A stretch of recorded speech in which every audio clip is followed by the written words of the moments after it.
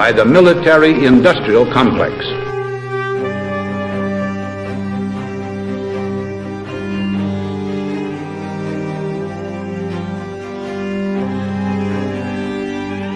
It could be seen to move violently forward, violently forward, violently forward. I'm just a patsy. Let's win there. I have a dream.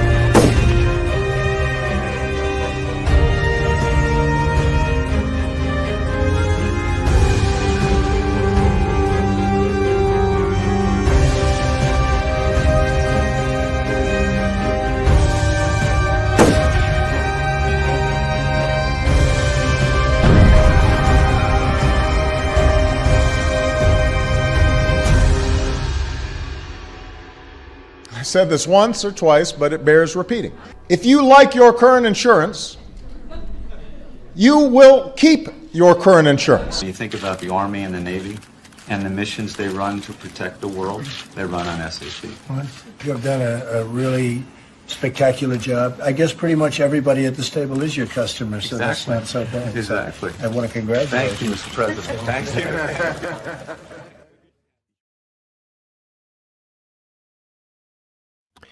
And we're back. And I've got a hair stuck in my glasses and it's tickling my nose. And I didn't make my desk go up, so I'm going to do that. Boy, this is not very professional. All right, welcome back. I'm going to do the show by myself today, but before I get started, I'm sure that a few of you want to see the new puppy. So what I'm going to do is I'm going to wave Jessica over here. And she's going to bring Quigley over so that you guys could see Quigley. I'm going to fix my microphone. All right, everybody, this is Quigley. Quigley is what is he? A Bernedoodle. He's a Bernedoodle.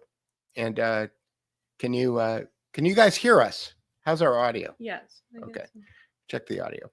All right, so this is Quigley, and he was born on May 23rd. Mm-hmm.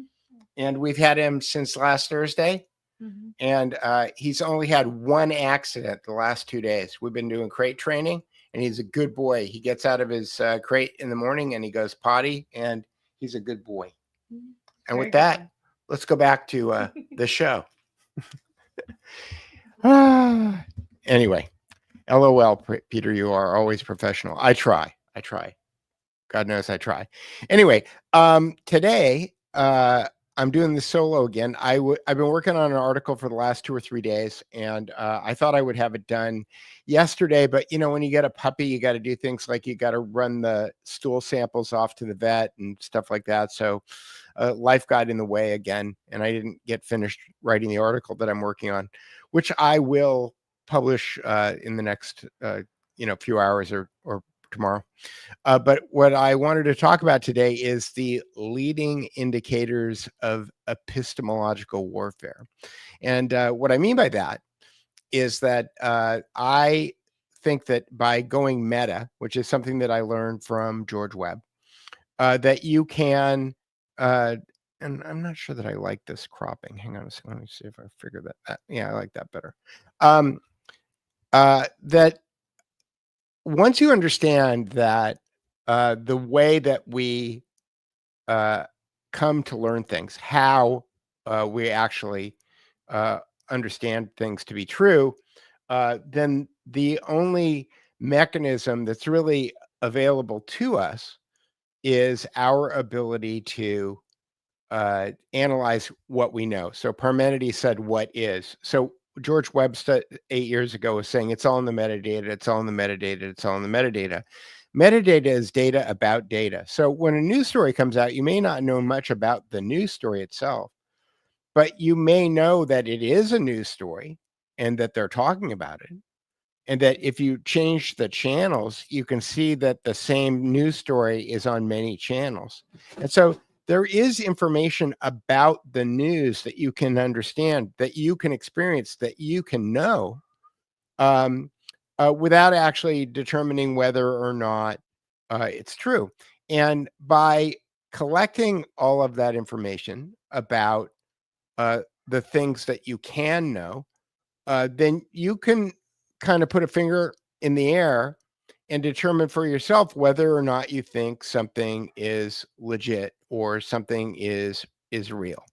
And so I will I'm going to just read the introduction because I've got that finished out. So it says, so I start out by saying the invisible force behind history is epistemological warfare. If you're looking for it, it's possible to see it in almost every major conflict in the last 2,000 years, serving as both a cause and an explanation for mass murder on a civilizational scale. So we're talking about like huge numbers of people who are murdered in the last 2,000 years. The oligarch cryptocracy controls the record of who wins battles and who creates the lists of events and causes that we call history. Okay, so that's all being edited. That's all being stage managed. The term describing the results of this epistemic process is epistemicide, the mass death resulting from misunderstandings deliberately created by those who control knowledge. So if people are deliberately using epistemological warfare in order to control what you know or what we all perceive and understand to be true, then the deaths that are a result of that stage managed control of our perception is called epistemicide. Wars, revolutions, inquisitions, and purges begin and end in language, meaning, we're swimming in this sea of language. I'm using language right now in order to communicate with you. The ideas I'm taking them off the page that I've written. They're cogitating in my head. They're coming out of my mouth. They're going into your ears, hopefully. And then they turn into ideas in your reality, right? And so all of these things begin and end with language. Wars get started with language, wars end with language. And the reason that I keep coming back to the language trope and I'm banging it like a drum is because we use our entire, I'm glad that I put this in a frame. Our entire frame of reality is framed with words, with language, and how we perceive things. So we may see an event, we may see, 9/11 happen, and then we turn on the news, and the news tells us that, oh, it was this guy with a turban named or a rag on his head named Osama bin Laden, and he did it out of a cave in Afghanistan, right? And so we're all supposed to believe that. That becomes our frame of reality, which makes it okay for us to spend trillions of dollars and have thousands of people volunteer and get killed so that they can go and kill tens of thousands or hundreds of thousands or millions of other people for reasons. We don't know what the reasons are, right? So I'll continue my reading. In that way, people's vocabulary of meaning is reshaped. Their perception of reality is focused and refocused, and their capacity to resist is captured and controlled before weapons can be drawn. Okay, so, before anybody can think critically, we're already saying, oh, it's okay that they're putting LiDAR scanners in all of the airports. It's okay that we have to park in another parking lot and take a shuttle to the airport, and that they treat us like, common criminals when we go to get on an airplane. That's all okay because terrorism, right? I see somebody is talking about this other thing that I'll remember. Sorry.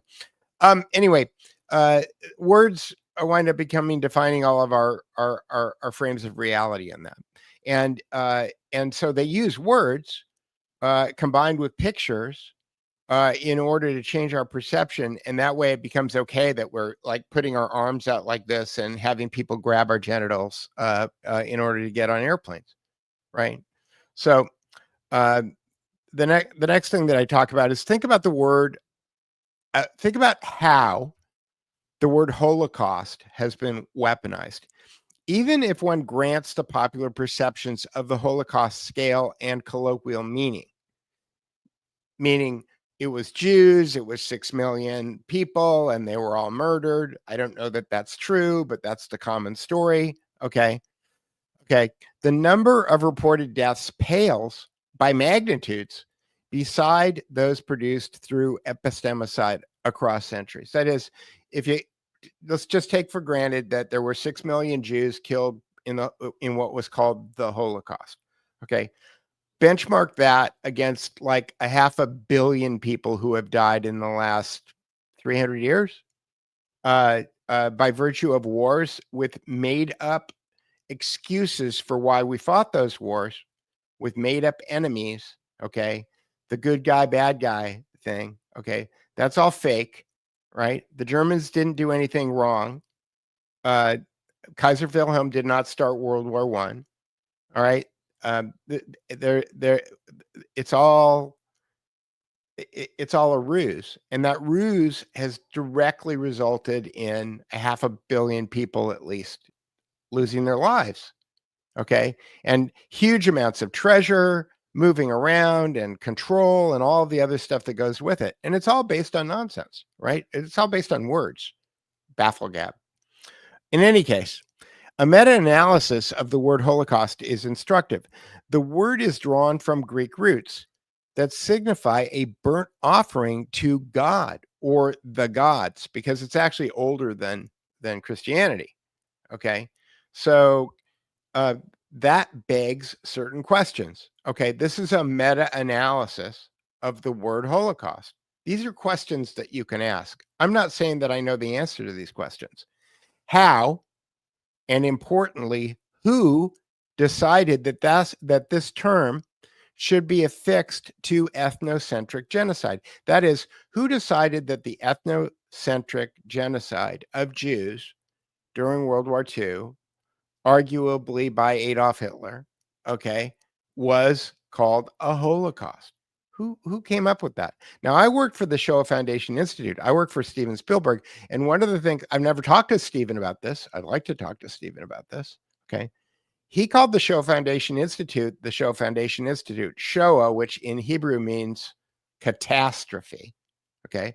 It was a catastrophe. You can't argue that it wasn't a catastrophe, right? That the Shoah Foundation is called the Shoah Foundation Institute because Steven Spielberg did not like the word Holocaust.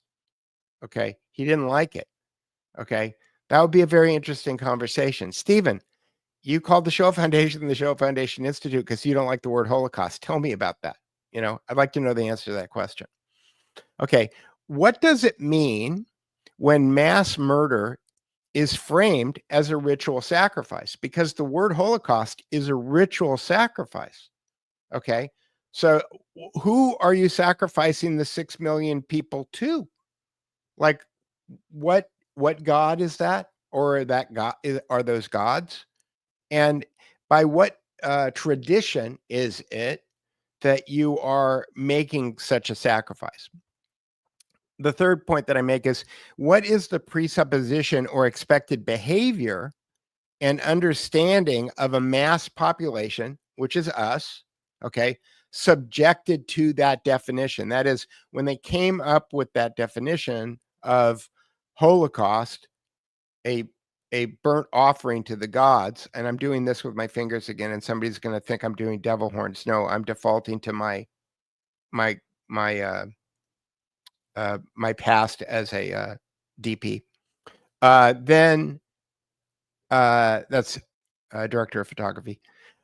Then, what are we supposed to take away from that? How do we figure that one out? These are all meta questions, okay, that we have all of the information that we need in order to be able to ask the question. We know that a bunch of people got killed in World War II. We know that after World War II, it was branded as the Holocaust. We know what the word Holocaust means. Okay. That leads to a bunch of questions that we can ask. And so this is kind of the lead in to these three, what I'm calling leading indicators. I started off when I started writing the article, and part of the reason it's taken me a while is because I called them Peter Duke's 3 laws of epistemological warfare, but they're not really laws. And then I thought that they were axioms, and I don't really like axioms. And then I thought that they were maxims, and I don't really like maxims. And the reason is because I don't think of these things as absolute. I think of them as a finger in the air, kind of like, which way is the wind blowing, when I hear this stuff. So the first, let me finish reading my introduction, and then I'll get to the first one. The multiple meaning of words indicates a channel of manipulation. It's metadata, okay? The fact that things are being portrayed a certain way is something that you can know, okay? You know that they're using these words using double meanings. Figuring out what it means is the trick, but you can see it, right? It's not a conspiracy. It's something that you can witness, right?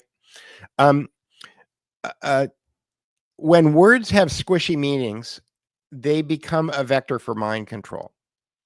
Language is a primary vector to those who wield word magic, the process of wrapping self-evident truth in a mystery. Okay. I define the word magic. Peter Duke defines the word magic as taking something that is self-evident and then wrapping it in a mystery. And the best way to think about this is that you've got a magician who makes an elephant disappear on a stage, okay, of a big theater. Okay. We know that he's not really making the elephant disappear, right? We know that he's got smoke bombs and curtains and machines, and he's got all this other stuff, and he's waving his hands, and he's telling us stories, and all of these things are going on, and the elephant disappears, okay? But there's no supernatural thing going on here.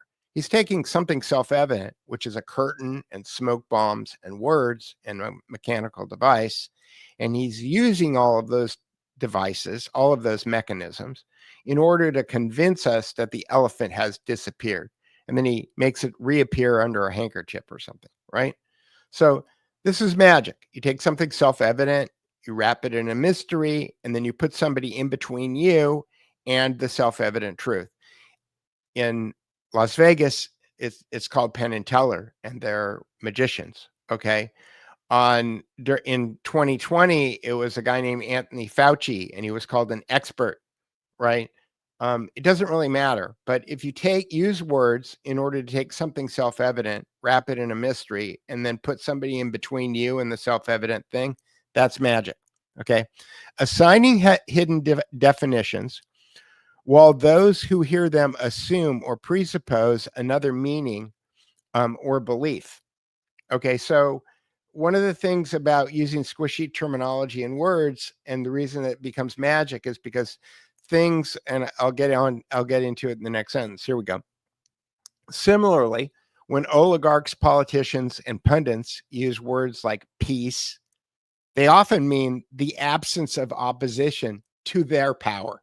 Okay. When George W. Bush says he wants peace in the Middle East, it means he doesn't want anybody fighting back against us when we go to take their stuff or kill them, right? That's the George W. Bush definition of peace. The same gap between speech and reception is evident in terms like freedom, liberty, liberal, conservative, hope, change, or progress. Controlling these gaps determines who lives and dies. This is not hyperbole. This article proposes 3 leading indicators of epistemological warfare. They suggest how words, narratives, and knowledge are weaponized to dominate minds and justify power. So the first leading indicator of epistemological warfare is that public narratives are measured by how well they serve power, not truth. So think about Lee Harvey Oswald being the lone gunman 60 years ago in Daley Plaza in Dallas. Okay, that narrative persists to this day. Most people do not believe that Lee Harvey Oswald was the lone gunman. Okay, but if you go to Wikipedia, it still says that he's the lone gunman, and that's because it is serving power to maintain that narrative. Okay, often the popular stories and cultural narratives that societies use to educate their populations about themselves turn out to be fairy tales. They function as mind control mechanisms. A narrative survives and spreads when it advances the interests of those who hold power. Truth does not determine its persistence. The reason that a story stays around for 60 years, like Lee Harvey Oswald was the lone gunman, is because it serves power. Who does it serve? It serves the people who killed John F. Kennedy. It serves the people who killed Robert F. Kennedy. It serves the people who killed Martin Luther King. Okay. They are the status quo. They are the people who are in control of what's going on right now. And you know that they're in control because the public narrative still says that Lee Harvey Oswald is the lone gunman. Okay. The day that that stops becoming the narrative, okay, is the day when either they've changed their mind about the importance or the value of that narrative, or they're not in control anymore. Okay. But that's metadata. It's something that you can tell. If you can go to a Wikipedia page and it still says that Lee Harvey Oswald is the lone gunman, then you know the people who are in control of what you know are still in control. Right? So this is metadata. This is things that you can know. All right. Popular history isn't much different from religion. It creates belief through faith as populations defer to expert historians in ways that are no different than religious adherents. Listening to that are no different than religious adherents listening to clergy. Modern narratives serve the same purpose as divine mandates of the past to secure obedience. Modern states commission histories, fund and direct media, and manage archives to preserve the appearance of legitimacy. In the end, most of Orwell's 1984 was not fiction. He was writing from things that he knew were actually happening at the time, right? He wasn't projecting something into the future. All of the things that George Orwell was talking about, except maybe some of the things that were happening to the individuals, he was witnessing in real time. Each narrative that rises to public prominence has passed a test. It strengthens the oligarch cryptocracy's power. Narratives that fail the test seem to vanish, no matter how true they are. Okay, so the stories that stay at the top of the news cycle are the ones that that maintain the power structure as the status quo. Examples include the origin stories for civil wars, British and American, revolutions, the American, the French, and the Russian revolutions, the Federal Reserve Bank, its creation, why they created it, the Bank of International Settlements, and who started World War I and World War II, and financed and promoted people like Lenin, Trotsky, Stalin, Hitler, and the Roosevelts, both of them, Teddy and FDR. Okay, like there's money behind all these people. There's power behind all these people. And I know Matt Ehret and his LaRouche people love to sing the praises of FDR, but like, I'm not a big FDR fan. You know, I'm not. Like, yes, he was a kinder, gentle. He was a kinder and gentler emperor, but he was emperor. He acted like an emperor. And Trump is acting like an emperor. Okay. And, you know, people like the emperors that do the things that they want them to do. It's funny because my wife and I are watching the very woke Apple TV series called Foundation, which is based on Isaac Asimov's trilogy, which I think became more than a trilogy eventually, but it's very woke and it's very interesting to watch what they have done to his story. And I was talking to a friend of mine who's a Hollywood screenwriter the other day about Foundation, and I said, this is a great way to demonstrate epistemological warfare, because if you read Isaac Asimov's Foundation and you know what the storyline is in his original book, and then you watch the Apple TV series and you see how they changed the narrative, how they changed the libretto of the story. Like at the beginning of season 2, spoiler alert, if you don't want to hear a spoiler, there's some guy that the emperor lets out of prison. I'm not even sure that it's in the original Asimov book. I don't think that it is, but the dangle, that, as George Webb would call it, that the emperor holds out in front of this general is that he will be reunited with his husband. his husband has been thrown into prison along with the general, the hard to control general. And the word husband is probably repeated 30 or 40 times in one scene. Your husband, your husband, your husband, your husband, your husband. They're just beating you over the head with it. Well, I can tell you that was not in the original Foundation. Okay, the main characters in the original Foundation were not women of color. There's just all kinds of wild kind of derivations from the original. And at this point, I really want to just go back and read the original and then point by point go through the Apple series in order to figure out what the differences are. Because again, this is an epistemological, a way of doing forensic analysis using things that you can know. Okay. You can know the book Foundation. You can know the Apple TV series. You can compare the two of them together. You could see how they changed Asimov's ideas. And it's funny because I think his granddaughter or somebody is one of the co-executive producers, which means all that means is they bought her off. They said, well, we've got all these changes that we want to make. And she probably said, well, I don't know about that. And they probably said, well, we'll pay you a lot of money. And she said, oh, okay. So when I see his daughter's or granddaughter's name as executive producer, I think, yeah, they paid her off. In any case, I digress. So I finalized the first leading indicator of epistemological warfare, which I'm calling EpiWar, as questions that you need to ask yourself about a narrative. So if you hear a narrative, okay, Osama bin Laden did 9/11, the questions that you can ask are, does it paralyze the opposition? That is, if anybody decided that they didn't want to start a war with Afghanistan and eventually Iraq, okay, does it paralyze them? Does it knock them back and prevent them from being able to, push up against you? Okay. The second question is, does it present a ready-made solution to an urgent problem? Well, yeah, because the Patriot Act just got signed into power, and we've been living with it ever since. All right.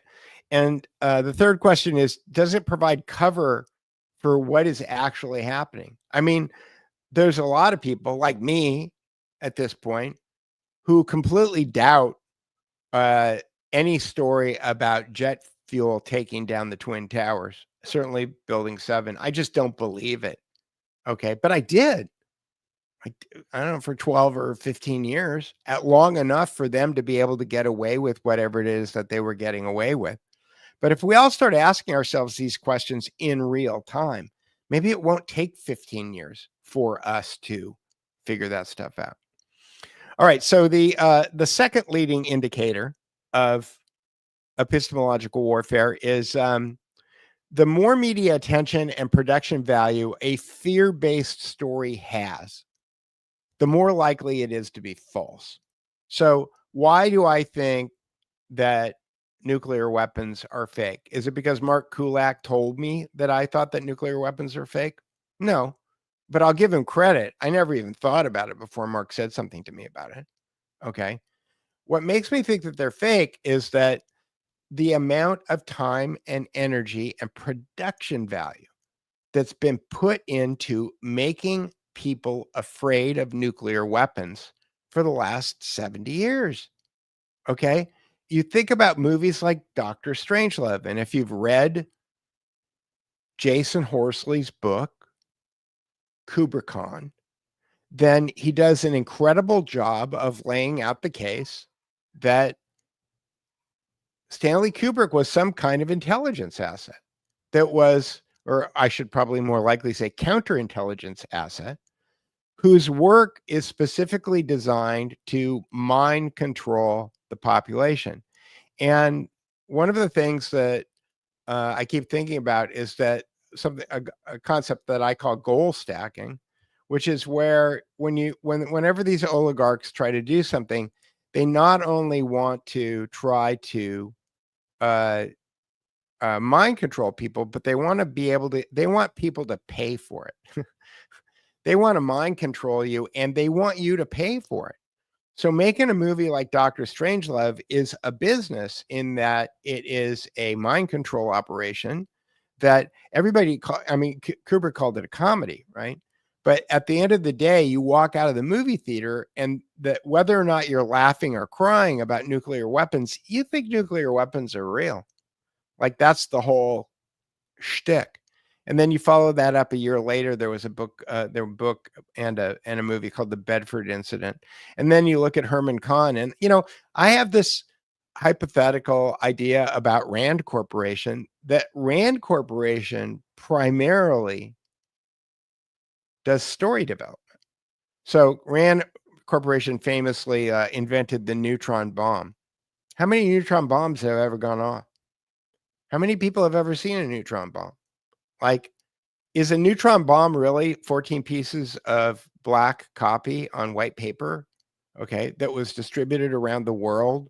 Okay, as this magical weapon that can kill, that can destroy entire cities without, destroy all of the people in a city without destroying any of the infrastructure. Okay, because maybe that's true. Maybe it's real. But I certainly think that the amount of time, energy, and effort at making people afraid of them without any proof that they actually exist is a leading indicator to me that they don't exist. All right. So what are some other examples of this stuff? Climate change, climate fear. Reports such as the limits to growth and the IPCC assessments project environmental collapse and demand global management. Didn't Al Gore say that the ice caps on the North Pole would be completely gone by now? All the glaciers in the world would be gone by now. Okay. Last time I checked, there's still lots of glaciers. Okay. In The State of Fear by Michael Crichton, who mysteriously died. Okay. I get onto that in the third leading indicator. Challenge this narrative, showing how climate alarmism operates as a political weapon. ClimateGate, which is when they found out that all the IPCC data was faked. Okay. Revealed manipulations that discredited the scientific pretext, yet the fear persisted across news, film, and education. I want to talk about the weather for a second. I don't know how many people who are watching have the same relationship with the real weather, what's happening outside, and the apps on your phone. But I can tell you that I've known Jessica for 5 years now, and maybe it's 4.5. And she checks her weather apps, and she has multiple ones, religiously every morning. And every morning at about 10 or 11 o'clock, she's incredibly frustrated with those weather apps because they don't ever tell her the truth. They don't ever tell her what's actually really going on. And she's looking at the app because she's trying to plan her day. She's trying to figure out what she's going to put on, what she's going to wear, what she's going to take with her when she leaves the house. Right.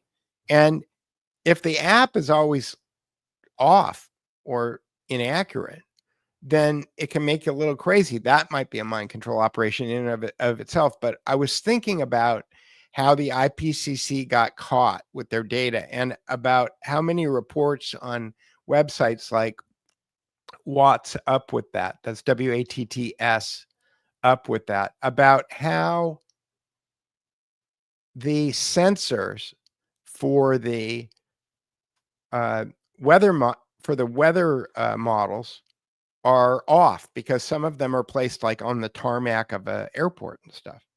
And I was thinking about that, about how much you can adjust a model by determining where you put the sensors, whether or not you put them on the shady side of a building or the sunny side of a building. And if you're doing that in enough different places, you can create your model with your hockey stick chart that Al Gore famously showed in that movie, An Inconvenient Truth, that won an Academy Award and was produced by a guy I used to be friends with named Lawrence Bender, who's a member of the Council on Foreign Relations. And you could probably modify that stuff. And I started thinking maybe what my wife is experiencing. Steve Martin made a movie about how wrong weathermen are all the time called LA Stories. Hilarious movie. But how hard is it to get the weather right in Southern California? Like this is not a hard place to get the weather right. And I wonder whether or not the reason that the apps are wrong all the time is because people just think, oh, the weathermen are wrong all the time. And the reason that the apps are wrong is because the apps are using the data that they're fudging in order to be able to control their IPCC models in order to slave the policies that they are invoking on people based on the science, which they're rigging by moving the sensors around. Anyway, that's a bird walk. I went off. Let me see. And Paul Mick says, some weather stations in England have been proven not to exist. They closed years ago. Yeah, right. But they're still reading data out all the time, right? And again, I think that a lot of this data is fed into these apps, which is why people like my wife get driven crazy by them. You know, I wound up getting her a weather station, one of these little, for $49, you can get a clock and a little weather sensor that you put outside, and it tells you what the temperature and the barometric pressure is. You know, it's at least it's accurate. You know what it is. And Debbie says, yeah, my weather apps are driving me crazy. Again, how many people have the same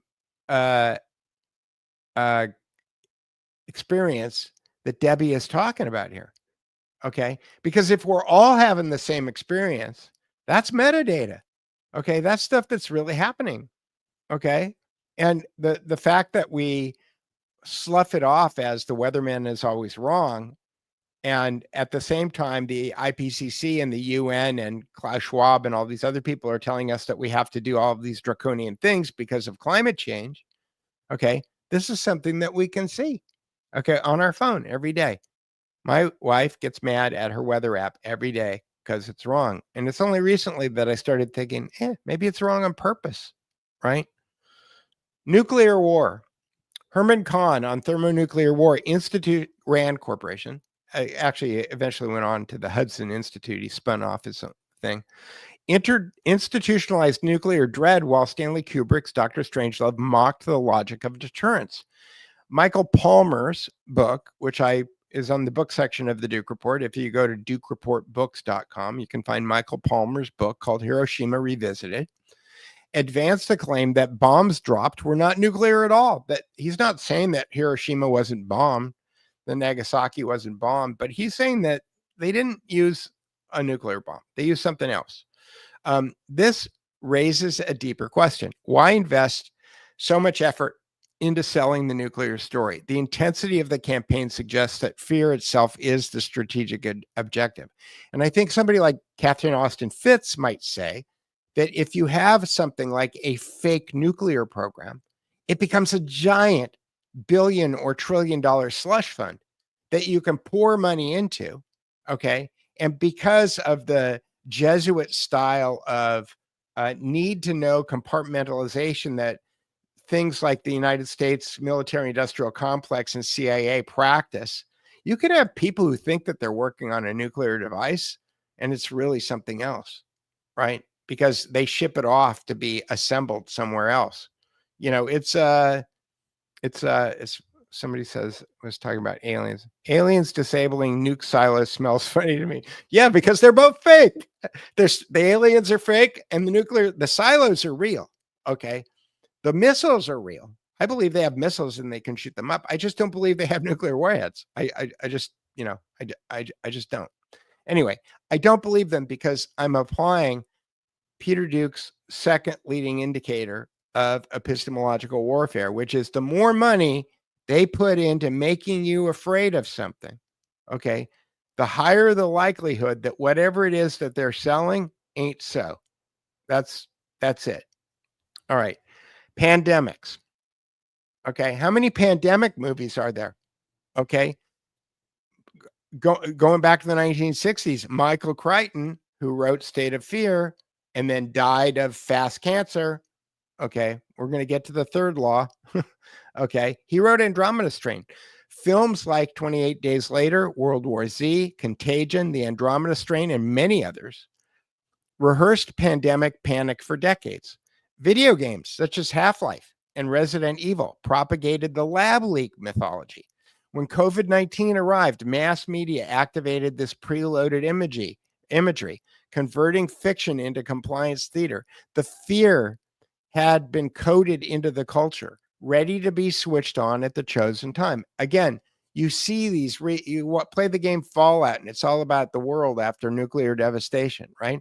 These reoccurring themes that happen in all of these video games, and all of these movies, and all these TV shows, and all of these New York Times best-selling novels, and all of the Nicholas Berggruen last week or last month did a conclave at his Sierra Tower condominium on Sunset Boulevard, the Sunset Strip in Los Angeles, and had a bunch of Hollywood screenwriters and authors show up with a bunch of futurists, right? Where the futurists read in or briefed all of these writers on the themes of the future so that they could write the narratives of the future. This is the same program as Klaus Schwab's narrative. He wrote a book on the Great Narrative. I can't remember what it was called, but James Corbett did a great video on it. Anyway, it's narrative control.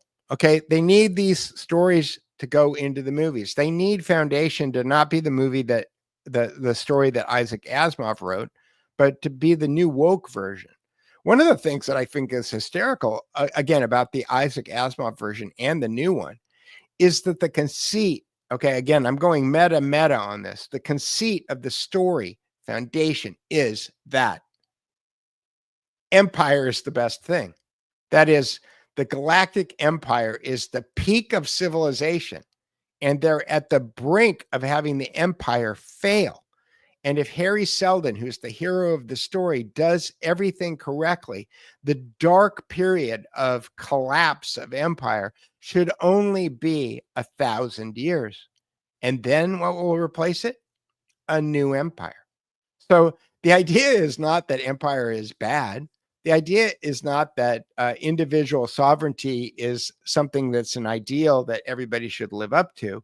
It's that the collective being controlled by an oligarchy, as it were, is the highest form of civilization, and that Harry Seldon is desperately, and all of his ilk, the Foundation, all the people in the Foundation, they're desperately trying to maintain the sanctity, or not the sanctity, the what's the word for the consistency of the Empire, right?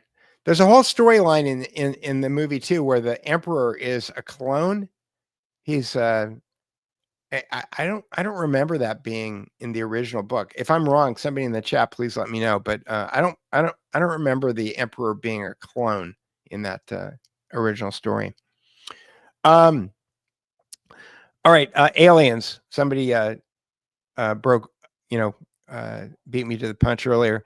Blockbuster films such as E.T., my old boss, Steven Spielberg, Close Encounters of the Third Kind, all of his Michael Crichton movies, the dinosaurs being rebirthed from genetic stuff, Alien, Independence Day, and even Star Wars embed Star Trek, embed extraterrestrial imagery into the collective imagination. I don't know that aliens exist. I don't know that extraterrestrials exist. I don't. Okay. There's no evidence to me that they do exist. Maybe they do, but I think there's just as good a chance that geocentrism is true and the entire universe revolves around the earth. I don't know. I don't know the answer to the question. Gets into metaphysics and all kinds of other crazy stuff.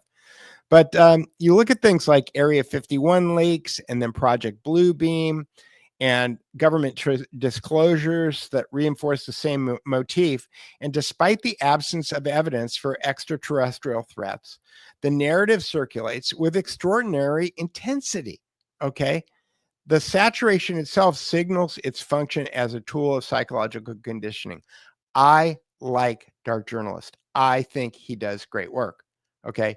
He also promotes this 8-sphere theosophy kind of like worldview. Okay. He's very circumspect about not uh, uh, promoting it or discouraging it. Okay. But he presents it, you know, over and over and over again. So it's in people's consciousness.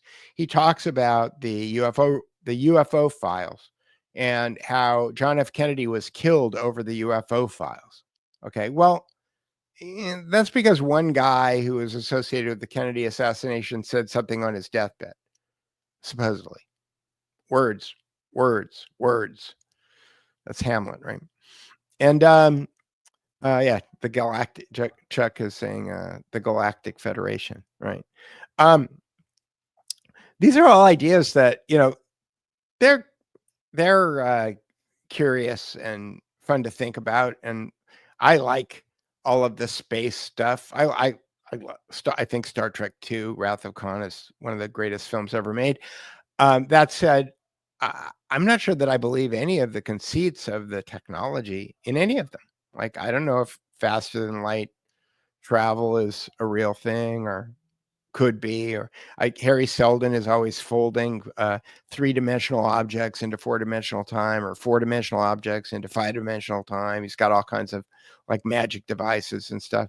I don't know that any of that's possible, right? I know that, you know, as I'm talking to you right now, there's sea lions out on the breakwater that are yelling at each other that I can hear. I don't know that you can hear them, but they're out there. Oxnard is a funny place to live. All right, I'm going to jump to the third leading indicator of epistemological warfare, and that is that the truth about the death of a lightning rod persona, its veracity and causes depend on the convenience of the death. Okay. And my road that led directly to my finding George Webb saying it's all in the metadata, it's all in the metadata, it's all in the metadata, was Andrew Breitbart. I met Andrew Breitbart 4 or 5 months before he passed away.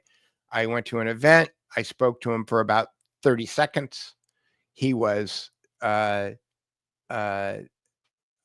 drinking and promoting his book, which was, I think, was called Righteous Indignation.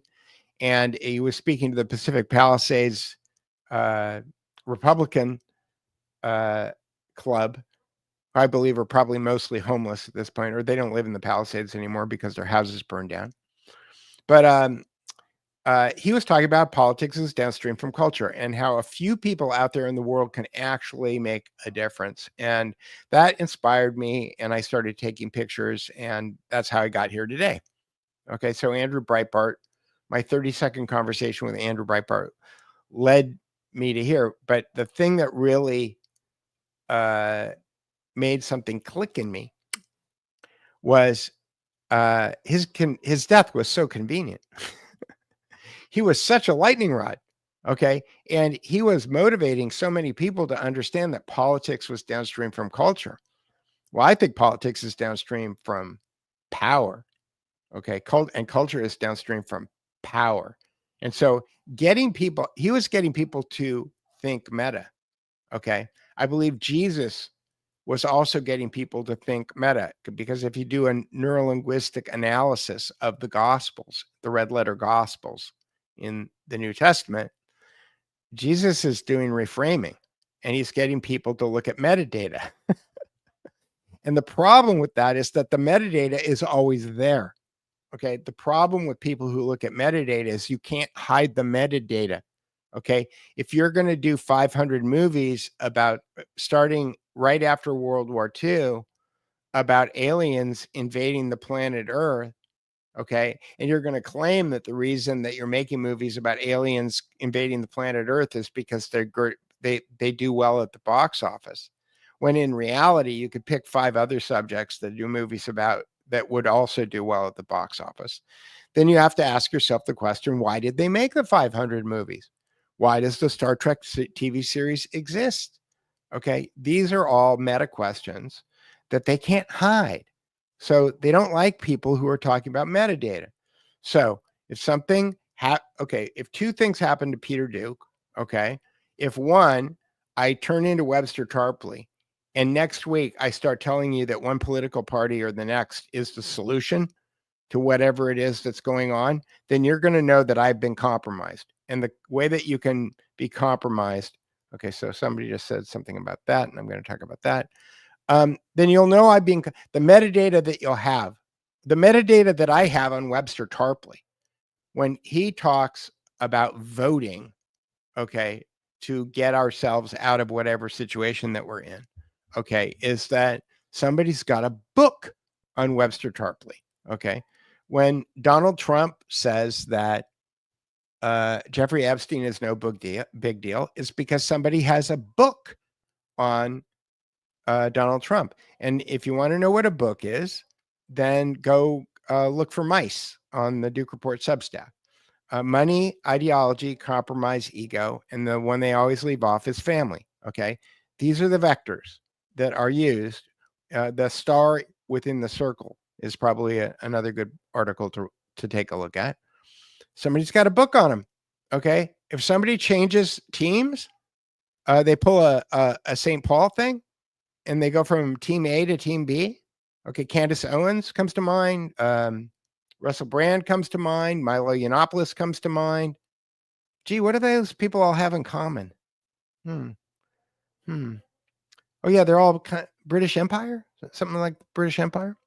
Anyway, the point is that if something changes, then you probably know that the person there's pressure that's being applied on the person. So if the day that I change my tune, then that'll be the day that you know that they got to me somehow. All right. And everybody's got a vector. Okay. One of the reasons that they like gay people is because they don't have a tendency to procreate a lot unless they go out and they buy a kid, which happens. But they're easier to control because their legacies wind up becoming foundations or things that are easily controlled with a board of directors or something like that. So the third rule of epistemological warfare, to repeat, is that the truth about the death of a lightning rod persona, its veracity and causes depend on the convenience of the death. If it is convenient to the ruling oligarch cryptocracy for a person to appear to be dead, that will happen. If it is a requirement that the person actually die, the circumstances may be engineered through parallel construction to make it appear that the person died of alternate causes. Additionally, faked and failed attempts, such as I'm thinking of Thomas Massey's wife. Okay. I don't know what, he never said she was sick. Did we ever find out what she died of? I don't know. Somebody's trying, somebody pulled a book on Thomas Massey and maybe he ignored it. Joe Biden, freshman congressman, his entire family almost died in a car crash that he claimed for years was a drunk driver, and the drunk driver wound up suing him, and he wound up settling, I think, out of court because his wife came across the center divider and hit a truck head on, which is very similar to the way that my sister almost died after she became a whistleblower against a defense contractor in the San Fernando Valley about 30 years ago. I only put those dots together like, I don't know, 2 years ago or something like that.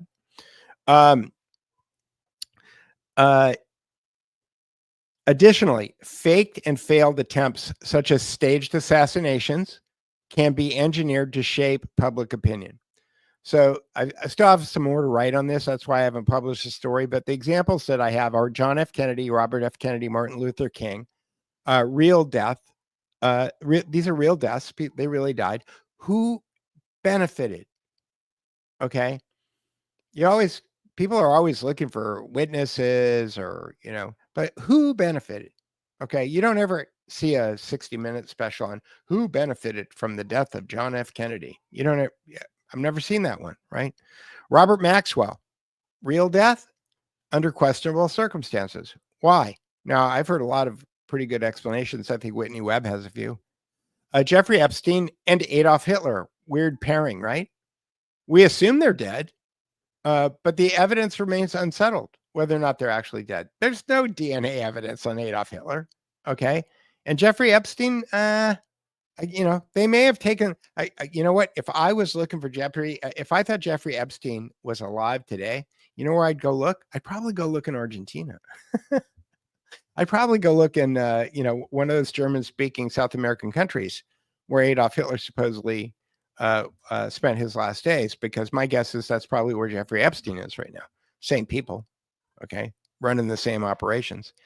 Andrew Breitbart died of a heart attack. Okay, so somebody put a comment up earlier, and Jan, USA, Florida says, I think he was murdered with the CIA heart attack gun. So here's a piece of epistemological metadata for you. Who's the CIA director who died in Maryland in his canoe? Colby. Colby held up a 45, what looked like a 45 1911 pistol, and handed it around to a bunch of senators and congressmen in Congress, and said that they had this heart attack gun. And years later, in an interview between Chip Tatum and Ted Gunderson, Chip Tatum explains that the heart attack gun was the code name for a 2-chemical cocktail, both odorless and clearless, clear and odorless, probably, I'm guessing, developed by Dr. Sidney Gottlieb. If you want to read a book on that, you can read Poisoner in Chief by Stephen Kinzer. There's if you go to DukeReportBooks.com, you can find information out about that book. But what Chip Tatum was talking about is that he said that there's a chemical that they can give you that's odorless and clear, and they could put it in anything and that you eat. And then if they want to kill you, there's another there's an A component and a B component. They put the B component, which is also clear and odorless and tasteless. They put that in a second thing that you eat, and as soon as you eat it, you die of apparent heart attack. So they call that was a 2-chemical cocktail that they called the heart attack gun. Okay, according to Chip Tatum. All right. So what do you make of William Colby handing a physical pistol out? Okay. And then having a bunch of people look at it on television, right? Because they filmed the whole thing and then they put it out on TV. You have everybody who watched that thinks, oh, the heart attack gun is a boom, boom, a pew, pew, right? Thing that they shoot you with and it gives you a heart attack.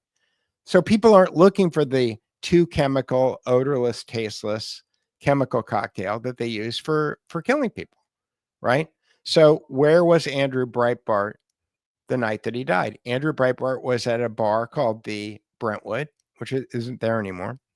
I used to go there on the night that he died and toasted him with a few friends. And he had just been drinking. My old business partner, Chuck Johnson, claimed that he was the last person to speak to Andrew Breitbart on the telephone.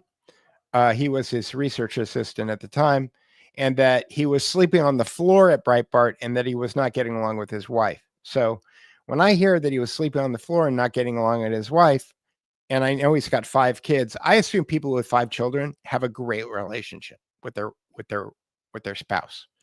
I'm thinking, okay, well, who's pulling a book on Andrew Breitbart? And why is he so upset that he's drinking and he's sleeping on the floor of his office? Okay, none of this is reported, by the way. And so, but what was he doing before he dropped dead of a heart attack? He was drinking a glass of red wine at the Brentwood. He drinks a glass of red wine. He walks out the front door of the Brentwood and he drops dead on the sidewalk in front. It's called a heart attack. So I'm thinking Chip Tatum. I'm not thinking William Colby. I'm thinking Chip Tatum. when I think that. All right, so heart attack gun, and I'll make that go away. Donald Trump. I think the Butler thing looks fake to me.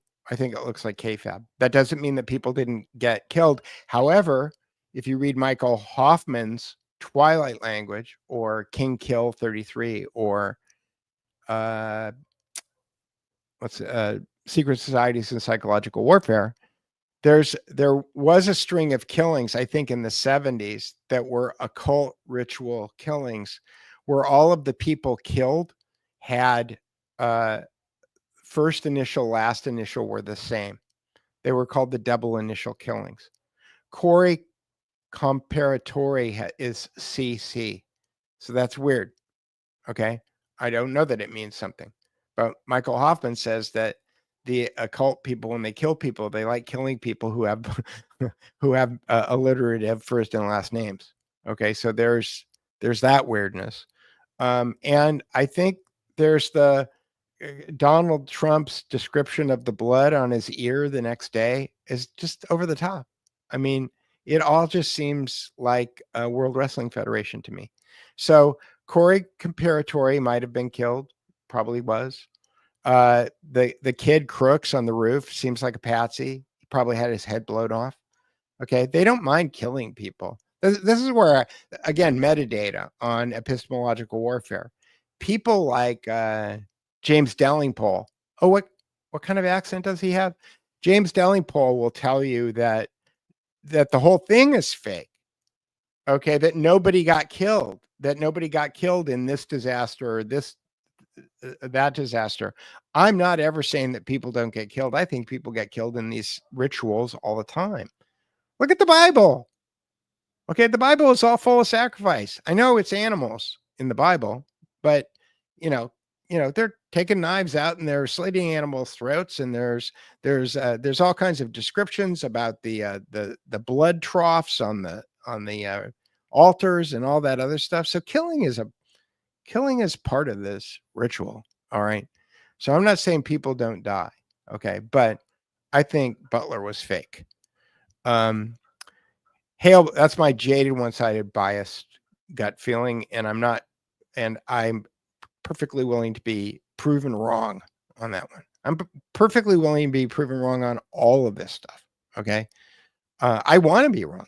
I want to be the raving lunatic who actually we have a perfectly functioning government, and all the people in the government were really just looking out for our best interests in COVID-19. And gee whiz, we really needed to go take care of those terrorists who blew up the Twin Towers because they were bad people, and we needed to make the world safe for democracy. Yeah, I want to believe that. Hale Boggs was on the, I think, the Warren Commission. Larry McDonald read None Dare Call It Conspiracy.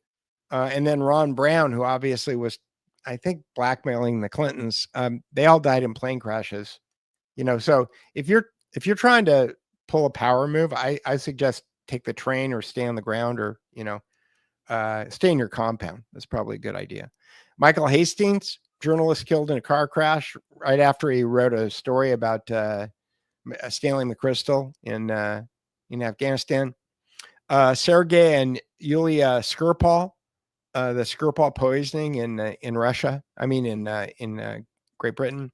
Pope John Paul I, sudden death after only 33 days as Pope, fueling suspicions of foul play.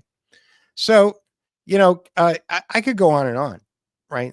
There's all kinds of indicators, but expedient deaths, real or fabricated, serve as instruments of narrative management by controlling the perception of whether a figure is dead, how they died, and what symbolic weight attaches to the event. The cryptocracy molds public belief and historical memory. Apparent assassinations create martyrs. Stage deaths erase liabilities, and ambiguous cases generate endless speculation that fractures public discourse. There have been over 4,000 books published on the JFK assassination. Okay, ensuring that the public debates shadow that the public debate shadows while the cryptocracy advances its strategic objectives. So my final thoughts are that these laws, that these leading indicators, I'm not saying that these are final and that this is all there is to say about this, but these are the ones that I've come up with for the article. They establish a framework for questioning the structures of narrative control by applying logos as reasoned speech and crisis as discernment. We cultivate critical awareness. I'm trying to help you develop your critical thinking skills. This awareness allows us to step above the surface of the news and examine how stories are constructed, repeated, and enforced. To think critically requires a movement to the meta level, where we observe how narratives frame our perception of reality. By practicing this discipline, we reclaim sovereignty over our own minds and resist the machinery of epistemological warfare. So that's it on my article. And with that, I will go take a look at some questions. Let me see. John Franco says, why do you think a lot of deaths are deemed to be suicides with no investigations? Seems suspicious. I think that you're asking the question is the answer to the question. Okay. Yes. Okay. They are suspicious. And do I think that by our voting for anybody, it will become less suspicious? No. Do I think that by doing investigations ourselves and trying to uncover stuff the way that George Webb does things, that's probably more productive? But it's because John, this whole thing is about epistemological warfare, okay?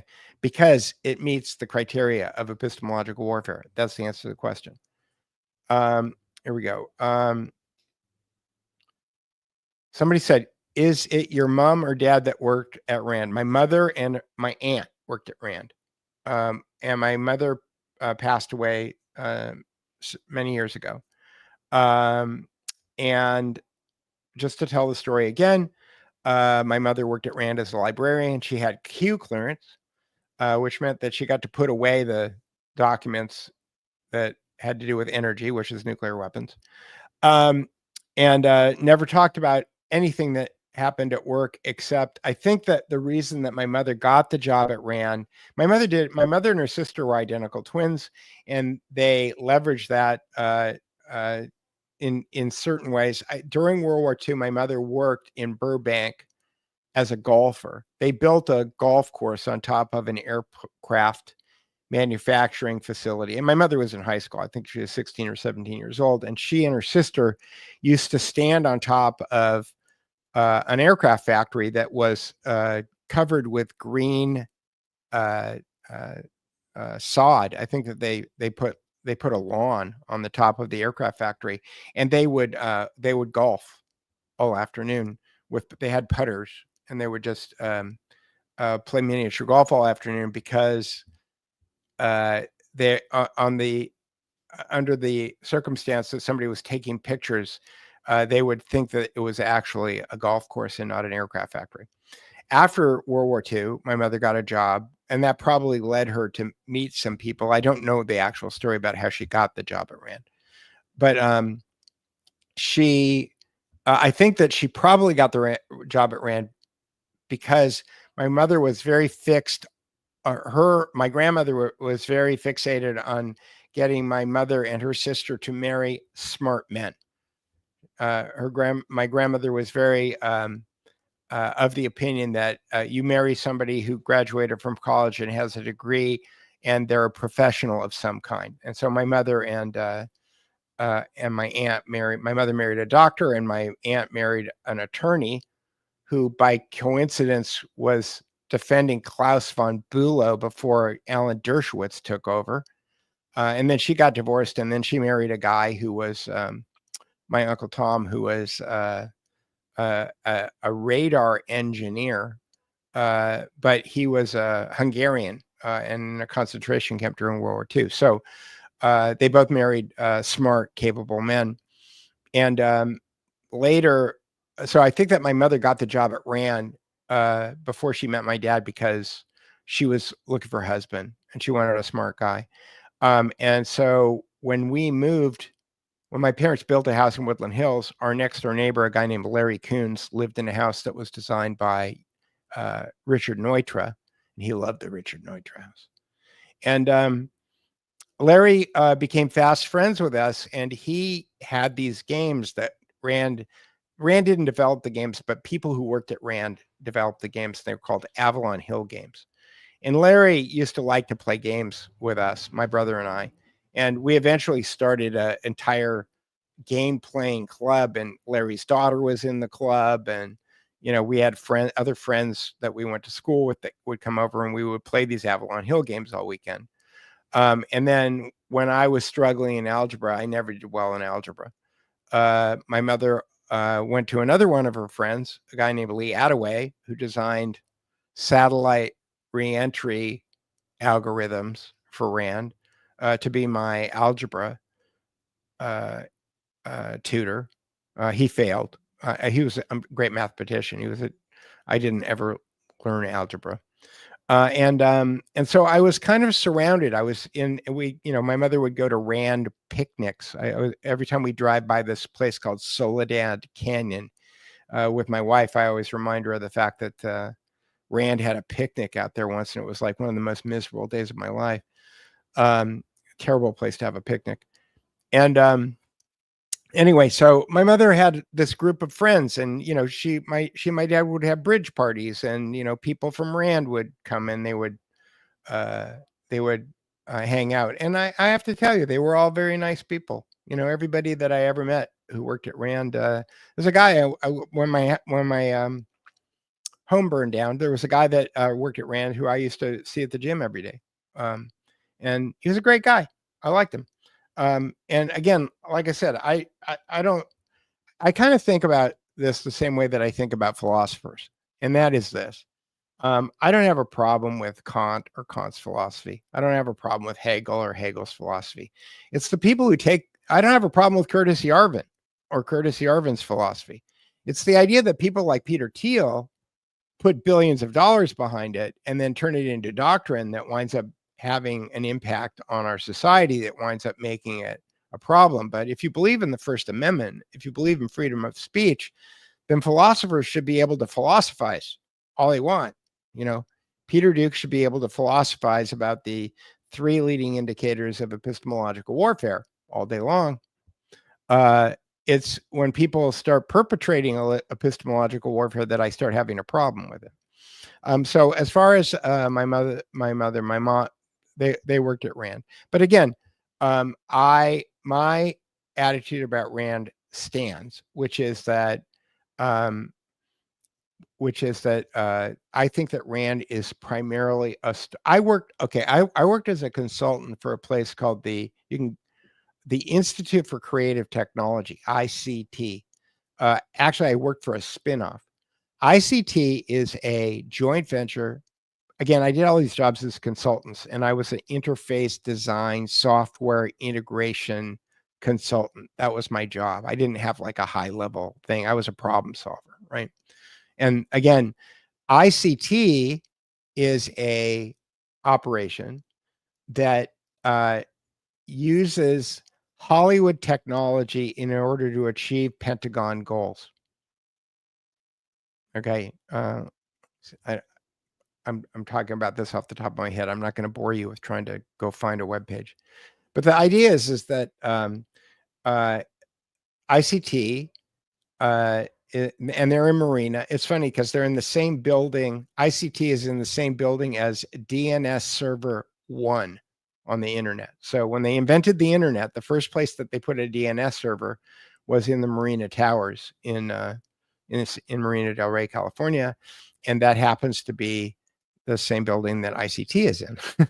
In any case, they help the Pentagon work on programs that require Disneyland style technology implementations. So I worked on a motion base that had a Humvee on the top of it that was designed to trained soldiers in Afghanistan how to deal with the mental stress of being blown up by an IED. That was a crazy project. Any case, so I've worked for the NSA, and I have friends who work at Rand, and I don't know if I don't think that makes any of them bad people, but Rand is a corporation.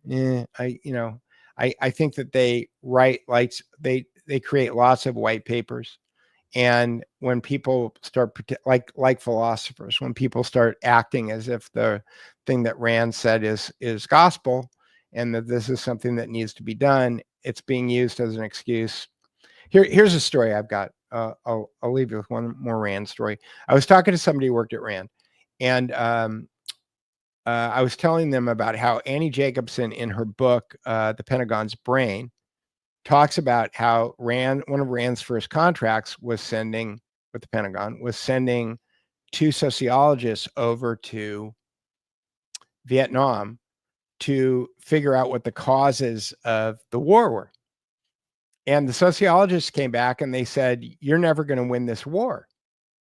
And the Pentagon said, "Why is that?" And they said, "Well, because the people that we are interviewing," and Annie Jacobson never mentions Phoenix program. She never mentions fusion centers. And it's very clear if you've read Doug Valentine's book, The Phoenix Program, or the CIA as Organized Crime.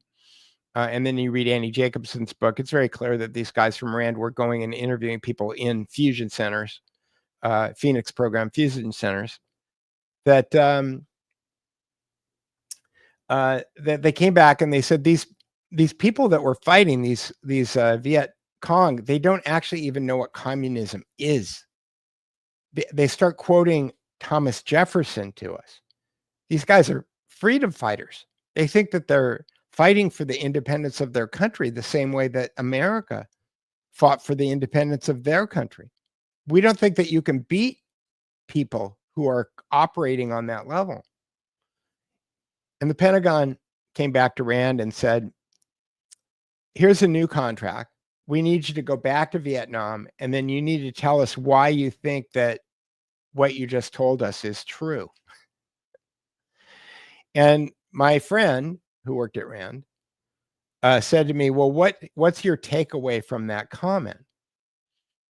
And I said that Rand will keep taking contracts from the Pentagon until the Pentagon gets the answer that the Pentagon wanted in the first place. And my friend looked at me and he said, "That's about right." So they're doing what they do, but as long as people give them money to come up with stories, they're going to keep coming up with stories. And I don't blame storytellers. Like I said, I consider Curtis Yarvin my friend. He's the guy who grabbed me by the shoulders and shook me and told me that I have to watch the movie Hail Caesar by the Coen brothers, because it's the most important movie that he had seen in years. And I'm so glad that he did that. And I'm so glad that I own that movie and that I've watched that movie multiple times since he told me that. And yeah, he's a weird guy.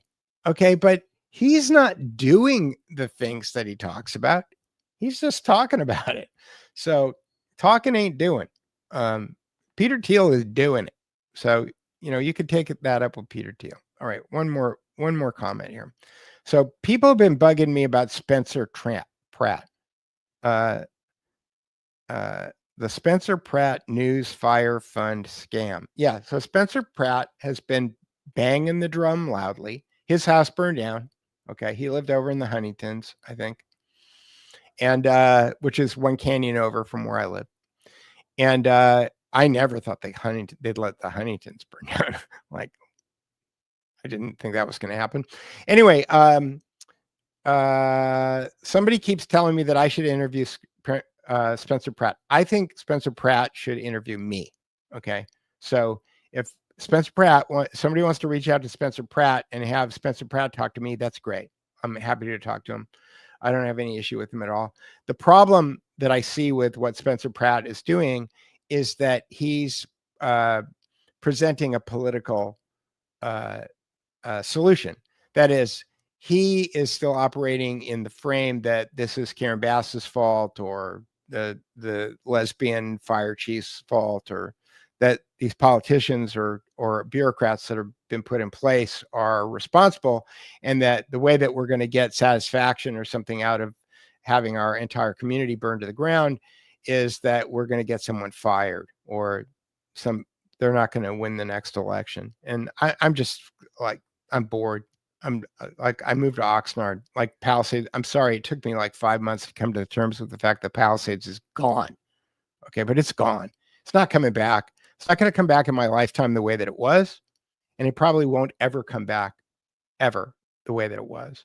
So, 10 years from now, they'll be drilling oil, and it'll be some kind of smart city, and there'll be lots of oligarchs from all over the world, people speaking Ukrainian and Chinese and Indian, Hindi, or whatever. But it won't be the Leave It to Beaver neighborhood that I grew up and lived the last 35 years in. And I'm sorry about that. I'm really sorry about that. I'm really happy that I found Hermosa Beach. You could tell from the heater that's in the background of my shot here that I'm not living in the lap of luxury, but it's beautiful here. It's and what? Oh, did I say Hermosa Beach? It's Oxnard. Producer Jessica said, I'm living in Oxnard. Here's the thing. Where I live in the Silver Strand in Oxnard, it is almost exactly the same as Hermosa Beach in 1960, where my parents used to take me when I was a small child. So with that, have Spencer call me. I'm happy to talk to him. But I'm not reaching out to anybody who thinks that there's a political solution to what's going on in the Palisades. And let me see. Paulie is saying, don't blame Peter Thiel. Blame the ones using his invention. Peter Thiel is the one who's using Curtis Yarvin's invention. Okay, that's what I'm saying. Peter Thiel has agency. I don't think that Curtis Yarvin has a lot of agency. Okay. What else? I'm looking to see. Somebody says, I don't even have that nice of a heater. Okay, Christine. Yeah, well, that heater worked much better after I pulled the cover off of it, and I used, you can see right here, my Dyson. It's in the shot. Normally I blur everything out, but I wanted you to be able to see the assault pitchfork. Yeah, I vacuumed out the 50 years of dust in that thing, and it works much better. All right. If you want to support this channel, you want to support what I do, I will be publishing this story in the next day. I haven't finished editing it, and I need to add all the links and all the other things, and I didn't want to wait until I did that to do this show. If you want to support the Duke Report, you can go to Substack, which is thedukeport.substack.com, and you can become a paid member of the subscriber of the Duke Report, which is gives you the major benefit of being able to leave comments. I do occasionally leave notes, and I can't control who leaves a comment on notes, so I still occasionally have to deal with trolls on notes. But one of the things that, somebody wants to see the dog again. Okay, so I can see Jessica's putting her shoes on. We're gonna go find the dog. Where is he? Oh, he's under the table. All right.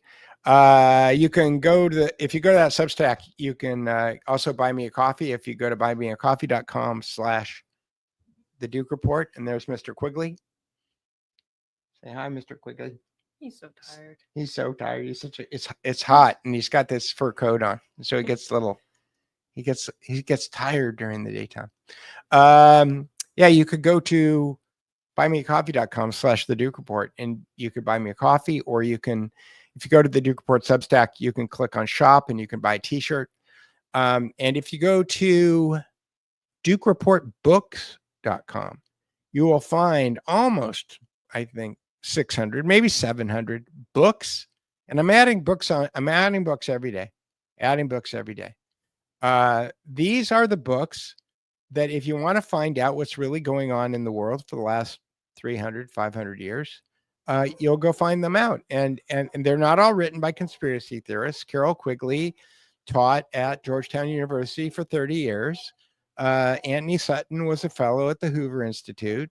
There's a lot of legitimate scholars and authors out there, journalists out there in the world who have written books about how the world really works, and they don't ever become New York Times bestsellers. So go check out DukeReportBooks.com. And if you like it, you can, buy me a coffee or something. I want you to be empowered. I want you to be able to recognize epistemological warfare. I want you to be able to pronounce it. And in that way, perhaps we can figure out how to solve our problems. But we can't do that if we're not thinking. And so the first goal of trying to turn the world around, and really it's a battle between central government control over everyone and individual rights. At the end of the day, that's the battle. And so I'm all about individual rights. I'm all about freedom, not liberty. And with that, I will leave it there, and I will see you again next week. Thanks for joining, everybody, and we will talk to you then.